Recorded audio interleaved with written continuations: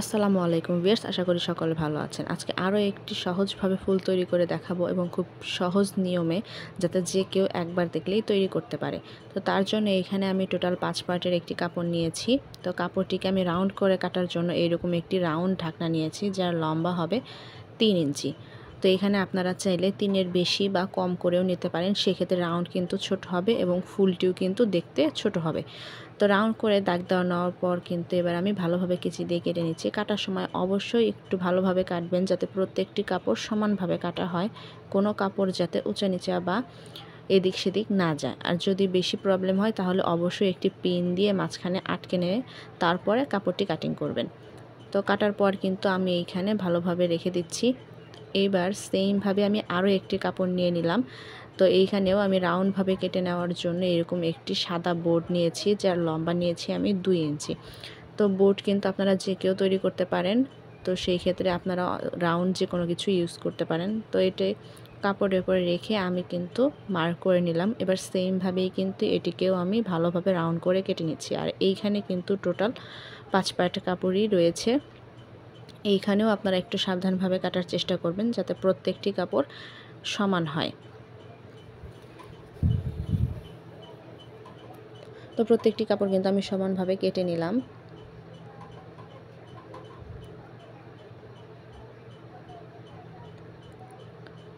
এখানে কিন্তু টোটাল 5 পার্টের কাপড় রয়েছে।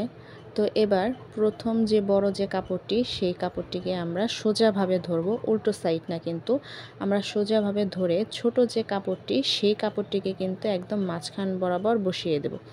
আপনারা একটু ভালোভাবে খেয়াল করবেন, আমি কিন্তু একদম মাঝখান বরাবর বসিয়েছি সোজা সাইডটায়। তো বসিয়ে এবার আমি মাঝখান বরাবর এরকম একটি ভাঁজ দিয়ে নেব। তো খোলা যে সাইডটি, সেই সাইডটি কিন্তু ওপর দিকে থাকবে এবং বন্ধ যে সাইডটি, সেই সাইডটিতে কিন্তু আমি সেলাই করে নেব। তো আমি এখানে ভালোভাবে সেলাই করে প্রত্যেকটি কাপড় কিন্তু আমি আটকে নিচ্ছি।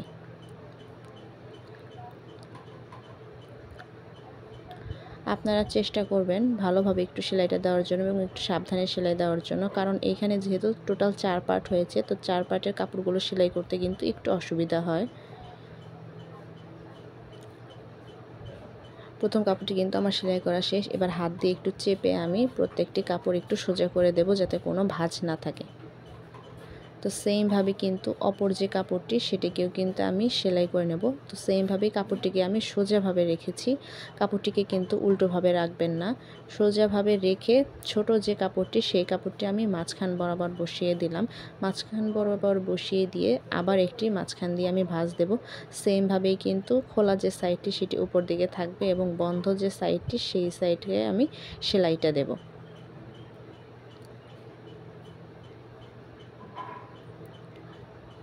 তো এখানে কিন্তু আমি আস্তে আস্তে সেলাইটা দিয়ে নিচ্ছি। আর আপনারা কী টাইপের ভিডিও পেতে চান অবশ্যই কিন্তু আমাকে কমেন্ট করে জানাবেন। ওই টাইপের ভিডিও দিতে কিন্তু আমি অবশ্যই চেষ্টা করব। এই কাপড়টিকেও কিন্তু আমি সেলাই করে নিলাম। এভাবে সুতোটা টান দিয়ে কিন্তু আপনারা প্রথম যে কাপড়টি, সেই কাপড়টি বরাবর নিয়ে আসবেন। এইখানে কিন্তু সুতোতে গিঁট বাজতে পারে, সেই ক্ষেত্রে একটু সতর্কতা অবলম্বন করবেন। তো কাপড়টিকে কিন্তু আমি এখানে সমানভাবে ভাঁজ করে নিলাম। থার্ড যে কাপড়টি, সেই কাপড়টির মাঝখান বরাবর যে কালো কাপড়টি, সেই কাপড়টিকেও কিন্তু আমি মাঝখান বরাবর দিয়ে দেব। দেওয়ার পরে মাঝখান দিয়ে এরকম একটি ভাঁজ দিয়ে নিচ্ছি। খোলা সাইডটি ওপর দিকে এবং বন্ধ সাইডটিতে সেলাই পড়বে।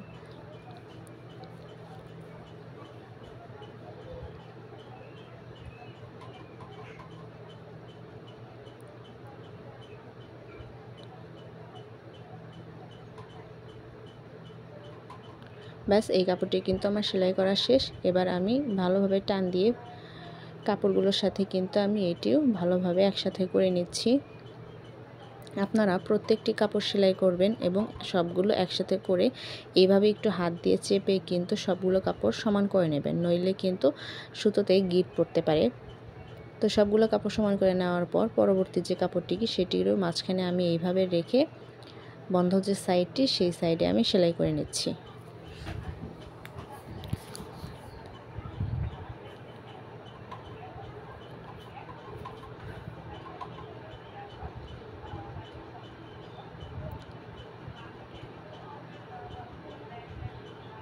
তো সেলাই করে নেওয়ার পর কাপড়টিকে এইভাবে আমি আগে অল্প একটু মাঝখানে এনে রেখে দেব এবং লাস্ট যে কাপড়টি সেই কাপড়টিকেও আমি মাঝখান বরাবর রেখে আমি এবার মাঝখান দিয়ে ভাঁজ দিয়ে বন্ধ যে সাইডটি সেই সাইডটির উপর দিয়ে সেলাই করে নেব।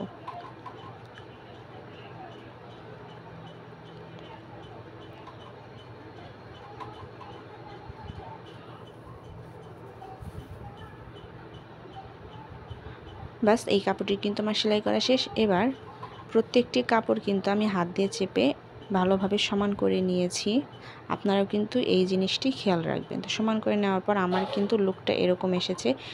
এবার সুতো ধরে টান দিয়ে সবগুলো কাপড় কিন্তু আমি একসাথে করে নিচ্ছি। এইখানে টান দেওয়ার সময় একটু সমস্যা হতে পারে, যেহেতু এইখানে ভারী কাপড় হয়েছে।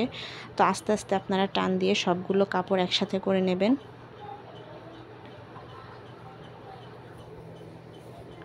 ব্যাস সবগুলো কাপড় একসাথে করে কিন্তু আমি ভালোভাবে এখানে 2 থেকে 3টি গিঁট দিয়ে নেব। গিঁট দেওয়ার সময় জোরে টান দেবেন না, এতে কিন্তু সুতোটি ছিঁড়ে যাওয়ার বেশি সম্ভাবনা রয়েছে। তো আমি এখানে কিন্তু টোটাল 2টি গিঁট দিয়ে নিয়েছি, আপনারা চাইলে কম বেশি করে নিতে পারেন। তো গিঁট দেওয়ার পর বাড়তি যে অংশটুকু সেইটুকু কিন্তু আমি কেটে দিচ্ছি। খুব সহজেই কিন্তু আমি ফুলটি তৈরি করে ফেললাম। এবার ফুলটিকে ডেকোরেশনের জন্য পুঁতি অ্যাড করে দেব। আপনারা চাইলে যে কোনো কিছু অ্যাড করতে পারেন। আর ভিডিওটি কেমন লাগলো অবশ্যই কিন্তু কমেন্ট করে জানাবেন এবং চ্যানেলটিকে সাবস্ক্রাইব করে দেবেন।